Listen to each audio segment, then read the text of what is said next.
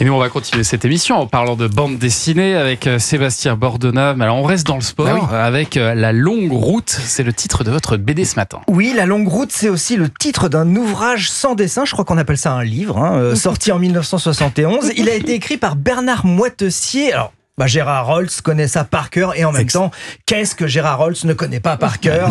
Bernard Moitessier, c'est l'une des plus grandes histoires de voile qui puisse exister. Le type qui allait gagner. Du coup, je vais vous la raconter, Gérard. C'est avec nos yeux aujourd'hui peut-être le sportif le plus incompréhensible de toute l'histoire de la voile et peut-être même de toute l'histoire de sport. Parce qu'on est en 68, alors qu'il participe à une course à la voile, la première qui est autour du monde et en solitaire après 7 mois de navigation.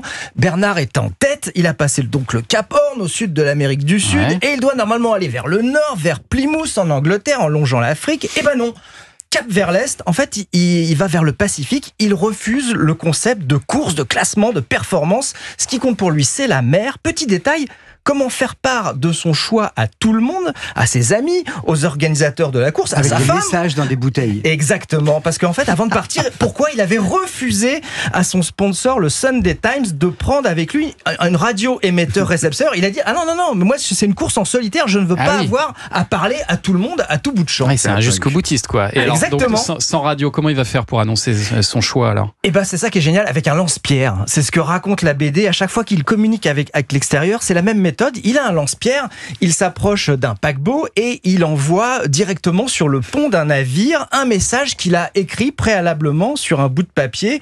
Le 18 mars 1969, il va envoyer ce message qui va rester mythique où il écrit « Je continue sans escale vers les îles du Pacifique parce que je suis heureux en mer et peut-être aussi, Gérard... » Ah, vous n'avez pas. Pour sauver mon âme, c'est ce qu'il écrit. Je vous en prie, vous êtes endormi, c'est pour ça.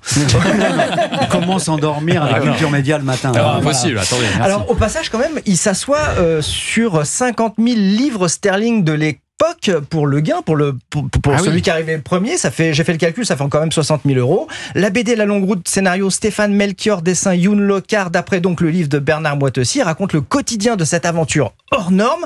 C'est aussi un voyage quand même dans la sagesse humaine qui infuse en nous pendant la lecture, mais bon, 60 000 € quand même. Le bateau de Moitessier s'appelait Joshua, en hommage à Joshua Slocum. Le premier qui a fait un tour du monde. Ouais. Exactement, c'était en 1898, il l'a fait en 3 ans. La Longue Route, une BD aussi zen que sportive que je vous offre, Gérard Rolls. Vive le sport, mais en BD. C'est gentil parce que c'est vraiment formidable. C'est chez Gallimard, on va le citer. C'est un concurrent de nous, de Grunt, mais c'est magnifique. Non, puis en plus, moi j'adore la BD.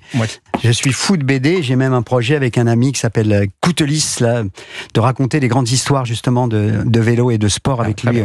Il est magnifique. Ça s'appelle donc La Longue Route. Merci beaucoup, Sébastien Bordenave.